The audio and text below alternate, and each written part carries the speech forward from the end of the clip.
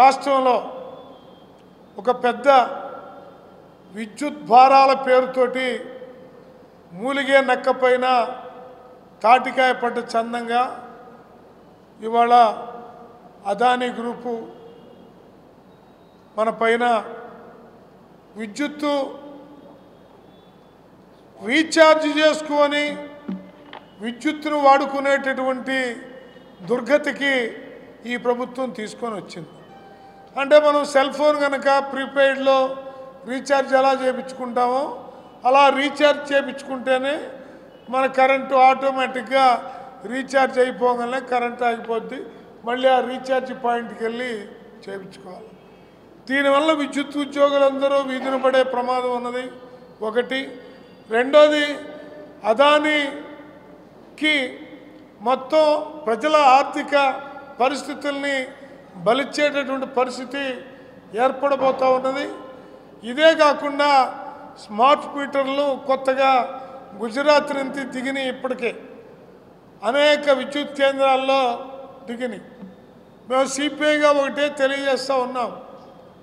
గతంలో ఇదే చంద్రబాబు నాయుడు అధికారంలో ఉన్నప్పుడు విద్యుత్ వ్యతిరేక మహా ఉద్యమం జరిగింది.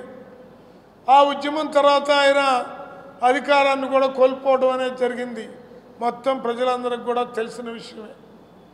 అందుకని విద్యుత్ సంస్కరణలు కనుక తీసుకొని వచ్చి స్మార్ట్ మీటర్లు పెట్టి గృహాలకి, వాణిజ్యాలకి, అలాగే రైతులకి బిగించి అన్ని వర్గాల ప్రజలనెత్తిన విద్యుత్ పిడుగుపాటు పడే ప్రమాదాన్ని కూడా ప్రజలను గుర్తించమని కోరుతూ ఉన్నాం. రాబోయే రోజుల్లో విద్యుత్ వ్యతిరేక ఉద్యమం కూడా సిపిఐ నాయకత్వంలో రాబోతూ ఉంది. దీంట్లో కూడా ప్రజలందరూ కూడా పాల్గొనాలని విజ్ఞప్తి చేస్తూ ఉన్నాం. మరీ నరేంద్ర మోడీ వచ్చిన తర్వాత గుజరాత్ పెట్టుబడిదారులకి భారతదేశం ఫలహారంగా మారిపోయింది. ఏ కాంట్రాక్ట్ తీసుకున్న వాళ్ళే, ఏ ఆర్థిక పరమైన, పారిశ్రామిక పరమైన ఏ రకమైన తీసుకున్నా గుజరాత్ పెట్టుబడిదారుల యొక్క ధాటికి తట్టుకోలేనటువంటి పరిస్థితులు కనపడతా ఉన్నాయి. ఈ నరేంద్ర మోడీ గారు గుజరాత్కు ప్రధానమంత్రో భారతదేశానికి ప్రధానమంత్రో అర్థం కాని స్థితిలో ఉన్నాయి. ఇవాళ చంద్రబాబు గారు కూడా గట్టిగా మాట్లాడాల్సిన అవసరం ఉంది. అట్లాగే నితీష్ కుమార్ కూడా మాట్లాడాల్సిన అవసరం ఉంది. ఎందుకు? వీళ్ళిద్దరూ చెరుకు సంఖలో చేయబెట్టుకొని ఈ ప్రభుత్వం నడుస్తుంది. వీళ్ళిద్దరూ పక్కన తొలగితే ఈ ప్రభుత్వం కూలిపోవడం కూడా ఖాయం. కాబట్టి ఈ ప్రభుత్వాన్ని ఖచ్చితంగా నిలయాలి.